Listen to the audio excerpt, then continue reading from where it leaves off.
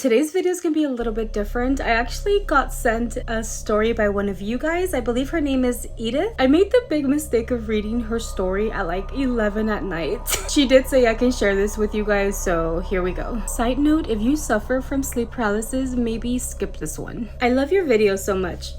Thank you. Okay, I know I didn't have to add that in here, but I recently followed you again because stuff has been happening and I try to stay away from paranormal stuff, but it drags back and I love your videos. I enjoy them a lot. It's like therapy sometimes. Thank you so much. Oh my gosh. I can watch your videos for hours. I have a lot of stories, but I'll be sharing one today. One that happened to me when I was 21 and thankfully haven't experienced something like this again. At the time, I was living with my niece and her mom in North Carolina. I babysat my niece for free for 2 years and did it since the day she was born. My sister-in-law would wake up at 4 a.m., knock on my door, and I would grab one of my blankets and go to her room and sleep with my niece. We lived on a base. She was in the Marines. At the time, my brother and my fiance got deployed to Afghanistan and we were 7 hours behind their time. So when it was night for us, it was daytime for them, and when it was day for us, it was nighttime for them. I got a gift passed down from my mom. My in-laws' room would always give me a weird and uncomfortable feeling. I was anxious being in her room, but I had no other choice because that's where my niece slept. She was close to being 1 at the time, and my in-laws were trying to get her used to sleeping in her crib. It was her second or third night sleeping in her crib, and I would sleep close to her in case she cried. I would quickly grab her and put her back to sleep. It would usually take some time, maybe like 30 or 40 minutes to sleep just because of how uncomfortable I felt. I used to sleep on my stomach, still do. I was finally asleep, and this was a morning I will never forget. Something quick before I continue. I started having sleep paralysis in my senior year, which was 5 years ago. I only had it 3 times and it was different one, but with the same smiling little boy who would follow me and run fast after me. That smile would never wipe off his face no matter what I did to try losing this little boy. Anyone else just like imagining their story in their head and thinking of like a little boy just smiling at you, chasing after you? Well, anyways, as I was sleeping, I slowly began to wake up and I soon realized that I had entered the stage of sleep paralysis. This is exactly what I feel before something happens. I feel my body numb and paralyzed. I feel strong gusts of wind and I'm able to hear the wind. I would never see anything while in my sleep paralysis, but I would always start off with a nightmare and then the sleep paralysis would happen. This one was different. When I realized I was experiencing sleep paralysis, keep in mind that I was laying on my stomach, head facing towards the right. I tried to stay calm about it until I felt an arm slowly running across my lower back and gripped onto my right hip. As soon as I felt that, I had chills running down my head to toes and I felt my eyes widen. I heard a man breathing behind me. My head was facing to the crib to the right. When in my sleep paralysis, the only thing you can move are your eyes. I began to pray in my head. The man, who felt like he was in his 50s, put his other hand on my upper part of my butt. I don't know how I did it. I don't know if it was the praying, but I was able to move my right arm. I slowly reached for my niece's crib and began to shake it, hoping she would wake up and cry. Maybe that would make him go away or make my niece stand up and touch my arm, making him go away since babies have a pure soul. Nothing. My niece did not wake up, so I grabbed onto the crib and tried my hardest to move my paralyzed body, even though I felt numb. As I began to slowly move, the arm that was around my waist gripped onto me harder. As soon as I felt the grip, I stopped. The next part was what I still, to this day, can't get out of my head. As I stopped,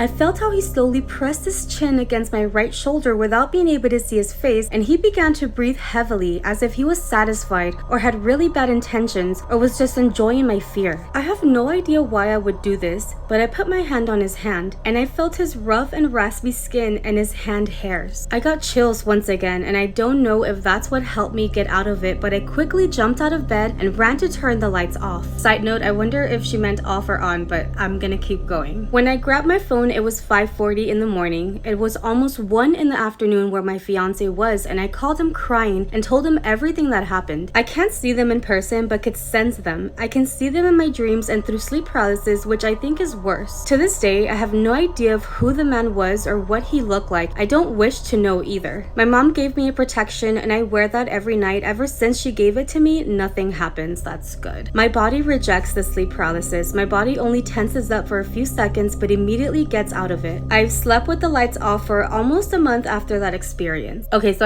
I do think she meant she turned off the lights. And the reason why I question this is because I feel like a lot of people, when they get scared, they turn the lights on. I don't know why. I don't know if this is what she meant, but to me, having the lights on scares me more.